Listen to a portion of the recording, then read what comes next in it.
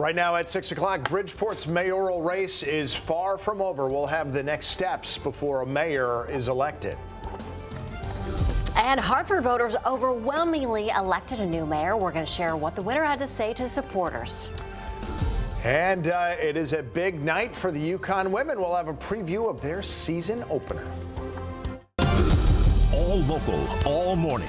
This is Fox 61, Connecticut's news station.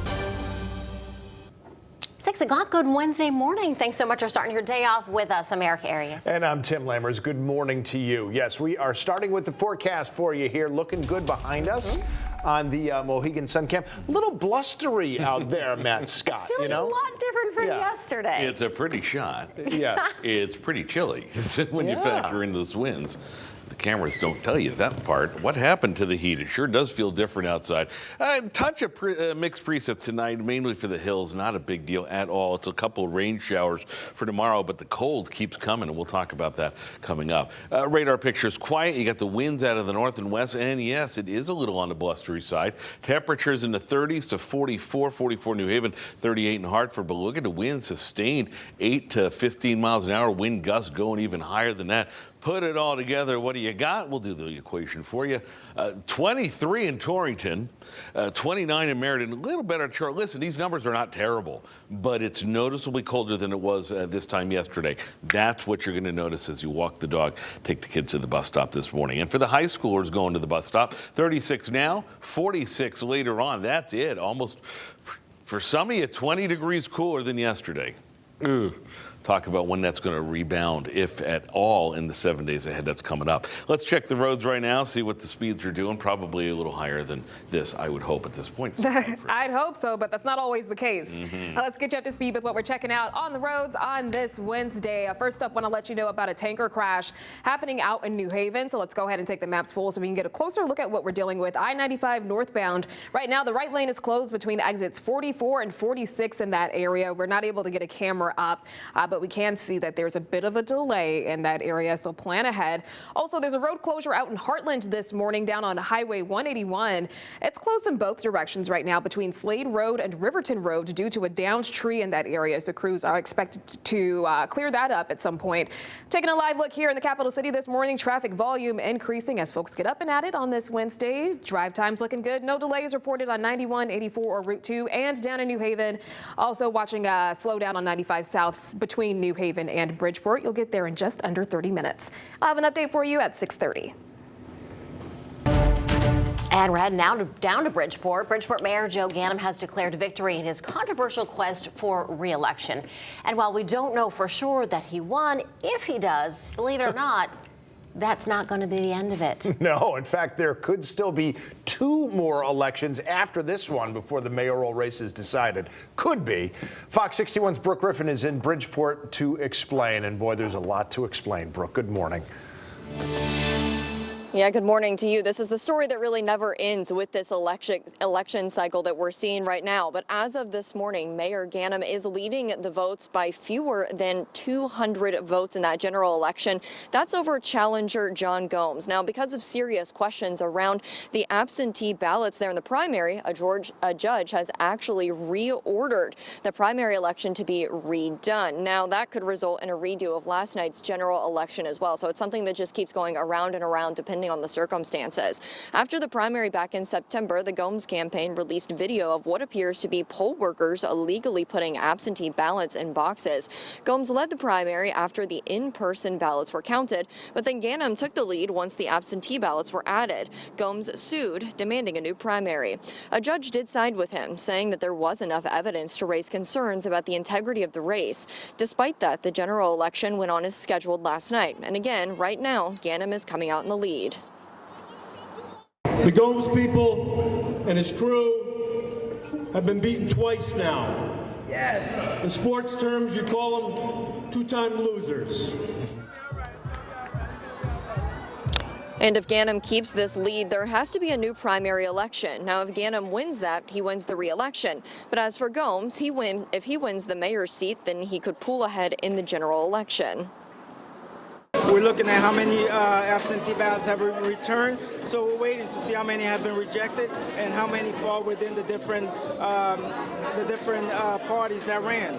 But it is deja vu. We're just hoping for a different outcome today. But if he doesn't end up seeing a different outcome from last night's results, then he really is going to start facing an uphill battle. He'd have to win the redone primary election and then from there redo that general election as well, which he would also have to win. So we have maybe one, even two elections yet again right in front of us. That new primary date has not been set at this time, but even that's getting ahead of things since nobody's actually declared a winner from last night, and that's going to really determine the results of all of this. Live in Bridgeport, Brooke Griffin, Fox 61, Connecticut's news station. All right, Brooke, thank you for that. A tough job explaining it, but you know, there's a lot we need to keep an eye on, isn't there? A lot going on there. All right. Well, the capital city has a new mayor-elect this morning, Democrat Arunan Arulampalam. The win, not a big surprise. Arulampalam was the party-endorsed candidate and received public backing from many elected leaders, including Governor Ned Lamont and current Mayor Luke Bronin. We're checking in Fox 61's Angelo Bavaro. He is live at Hartford City Hall with the winner's message. Angelo. Erica, Tim, good morning. And this race was called very quickly last night, just about an hour after those polls closed. Arulampalam celebrating with supporters at that victory party, but he also addressed the people who did not vote for him in that victory speech, saying he's going to be working hard over the next 4 years to earn their trust and support. Now, the margin of victory in this race, very, very wide. Take a look for yourself here. Arulampalam capturing 69% of the vote against 5 challengers. The second place finisher, J. Stan McCauley, got 11% of the vote. Arulampalam delivered that victory speech at Duncan Park last night, surrounded by supporters and family.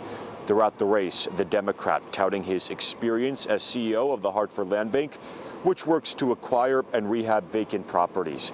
Before that, he served in the Lamont administration as Deputy Commissioner of the Connecticut Department of Consumer Protection. Also a lawyer and a father of 5 who lives in the Frog Hollow neighborhood, Arulampalam shared his vision for growth and redevelopment in the capital city. Look at the place where we're standing here today. A decade ago, this was a pile of dirt. And today, this stands as a symbol for a city on the rise.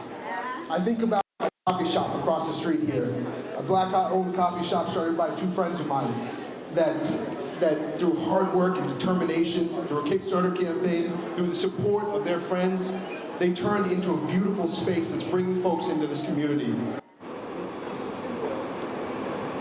And current Hartford Mayor Luke Bronin announcing months ago he was not seeking a 3rd term. Arulampalam is set to take the mayor's office in January. Reporting live in the capital city this morning, I'm Angelo Bavaro, Fox 61, Connecticut's news station. Angelo, thank you. All right, 6:08 right now. We're taking a quick look at how some of the other races across the state shaped up. It looks like New Haven continues to like the job that Mayor Justin Elicker is doing. The Associated Press projected that he won a 3rd term in a landslide over Tom Goldenberg and Wendy Hamilton. Looks like there's going to be a new mayor at Derby City Hall. Democrat Joseph DiMartino coming out on top there. He defeated current mayor and petitioning candidate Richard Zekind, as well as Republican Gino DiGiovanni Jr. And Fox 61 spoke with DiMartino right after the win. I felt confident, but I know it takes a lot of hard work. I lost 2 years ago by 48 votes, so I knew I could lose again. So I worked really hard and nervous but confident. I have my whole team elected, so we're going to work hard together. We're going to get Derby back on track, and we're going to make Derby right again.